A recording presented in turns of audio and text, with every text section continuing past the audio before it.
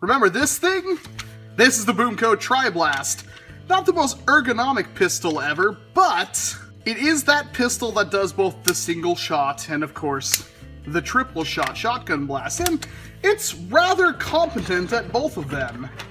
We take a couple of darts here. Come on here, dart. Come on. There we go. Oh, it would help if the barrel was aligned. It's not bad, and then it's got, of course, the single shot, which is way better at shooting one dart. Now, you do have to manually rotate it, but that's still way faster than shoving a dart in the front anyway, so can't be all that bad. But, of course, we now have the technology to put some pretty crazy stuff in this thing.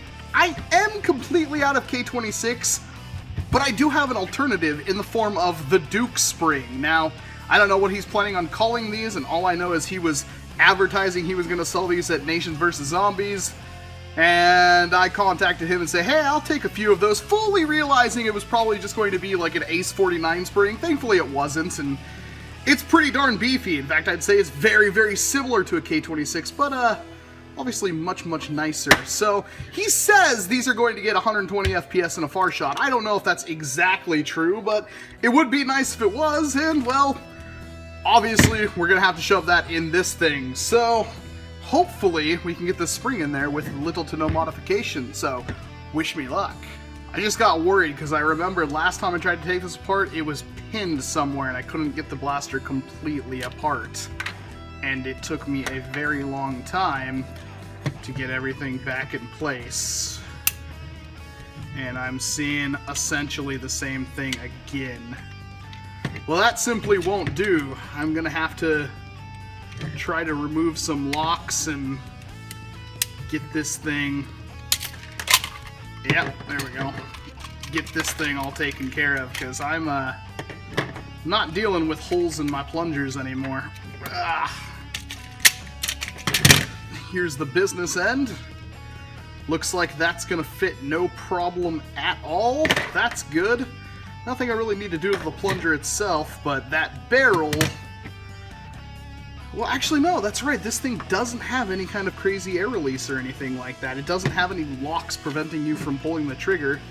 It just has the mechanism that keeps the thing rotating, clicking freely, which I wasn't paying attention to when I was disassembling it, so I'm gonna look like a real moron when I try to put this thing back together. Oh well. Let's see here. Yeah, there's quite a bit of force on there. Hopefully, let's see if I pull this back. Oh, I'm seeing an issue. Well, I mean, not a huge issue. I mean, I'm only gonna ruin a not very expensive blaster by doing this, but just like all the other BOOMcos, we're gonna have to cut this spring off and thread the new one on. Which, I don't even remember how I did that last time, and I'm not looking forward to doing it this time, but... well, something has to be done. I think this will work. I think it will work. I'm not positive, but I think. Hopefully I don't need another catch spring. I haven't needed a new catch spring in any other BOOMco blaster. But I'm suddenly getting wet feet, so let's find out what happens. Now it's time for our favorite part, the spark show.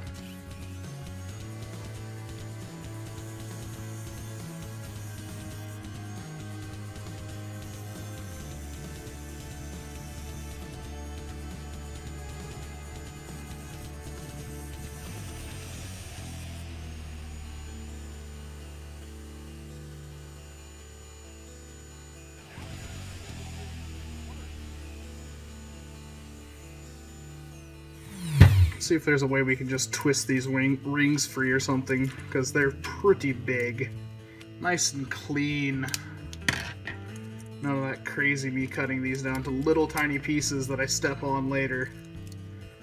This somewhat professional. The only thing I'm worried about is I'm going to get this thing together and it's not going to catch because it can't compress enough. And that may be an issue. I know Boomtendo has done this mod. Haven't seen his video, although he has told me he's done it. He was very inspired by the K26 and Fortunately, he has a lot more than I do right now because I can't figure out what happened to the other 4 complete K26 springs I had. Which is absolutely heart-wrenching. So, why not just do this? I'm thinking of cutting that down. I don't really think it matters all that much. I don't think that would increase my draw. No. It wouldn't do anything. Alright.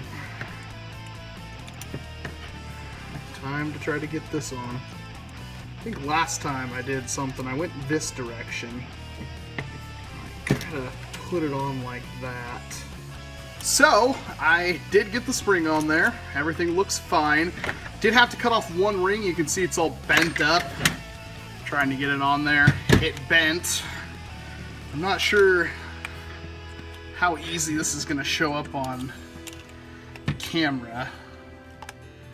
This is already extremely difficult as is. Well, I might as well just put it together. Let's try one more time. As you can probably not see, it does clear the catch, so I think we're in business as long as that catch holds. Oh, okay, I'm like, wait, how do I get this back in there? So now I'm going to fight with this thing for 20 minutes and get this rotation mech back in there and get this thing put together and hope the catch holds, so I'll be with you in a little bit. Alright, the deed is done. I have done some testing and my results are interesting. So, let's start with the disappointing factor. In the shotgun mode, it seems almost unchanged. In fact, it almost seems worse. Not sure what that's about at all. It is a pretty small plunger tube, but with this amount of air power, I would assume it would hit harder. I don't know if that's something I did putting it back together. Oh, it's a really tough pull. But, I mean, it's there, but it's definitely not a noticeable improvement. If anything, it almost seems a little bit worse, but I never got to fully range test that.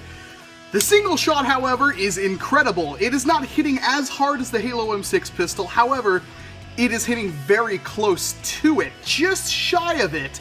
And when you factor in that it's got the 3-barrel rotation right here for super quick reloads, this became a rather important blaster in my opinion. Now, the shotgun blast is still useful to a degree, but it's nowhere near as good as what it could be. I was kind of hoping for it to completely shame like a sludge fire, and it really doesn't. It's still usable, but the range, like outdoors, it's not going to do anything for it. If you want to blind fire around a corner with all 3 shots, you certainly can, and I like having the option.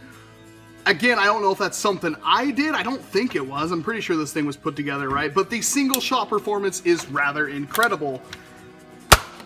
I mean, it's hitting as hard as the double-springed Halo M6 pistol had previously. It is climbing those ranges pretty darn good.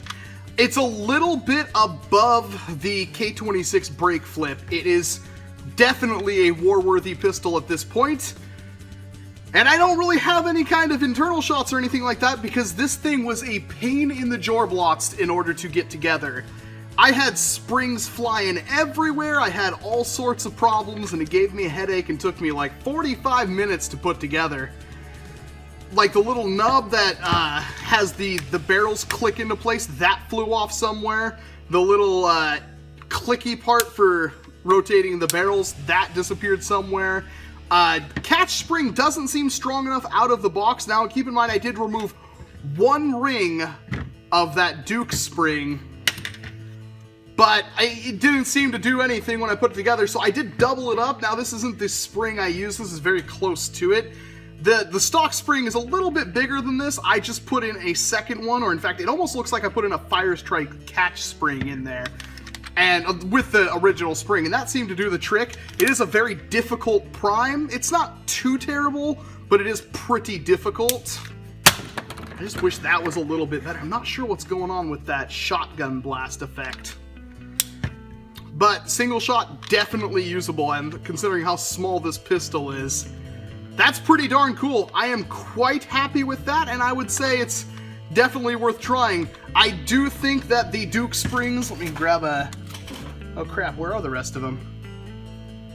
Oh god, please don't tell me I mixed them up with the rest of my springs. I probably did, but I would say that the Duke springs are about comparable to K26, but they're a single spring, and like I said, they're kind of finalized to do what they're doing, and not that I have a way for you to pick one of those up unless you're going to NVZ, which I can kind of recommend it. I think he sells them for $5 each, which is a little steep, but that's about what Orange Mod Works and them sell their springs for, so not too terrible.